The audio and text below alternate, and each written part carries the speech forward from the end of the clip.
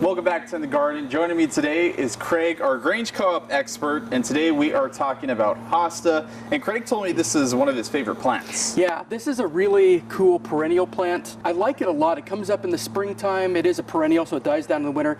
Comes up in the springtime and just has gorgeous foliage. Gets really big leaves. They do put up flowers in the summertime, but they really are meant to be a good foliage plant. But these are really awesome if you have a shady area. These guys really thrive in our climate. And foliage, a shade, what's the purpose of having maybe one of those shade plants you're talking about? Yeah, so there's a lot of plants that just don't require a lot of the sun or don't want to be in a lot of sun. So a lot of people have these areas where they have a lot of shadier areas under a tree or next to a house that isn't going to get a lot of light exposure. So this really helps us having plants like this that we can put in those areas that don't require a lot of sun. And there's some really good options for that.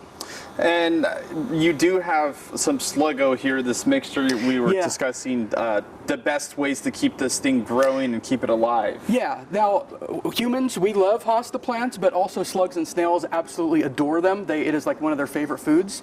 So if you're going to buy a hosta, which I recommend everybody should, make sure and buy a slug and snail bait to put around them. That is really the one thing to know about these guys beyond just planting them in the shade, is that you want to make sure and put a slug and snail product by them. We have Sluggo and Sluggo Plus that are safe for the kids, safe for the animals, but you want to make sure and be doing that to protect these guys. All right, well, thank you. And if you have any more questions about hosta plants or any other of your garden needs, you can head to a Grange Co-op near you, talk to an expert like Kraig himself, or head online to kdrv.com.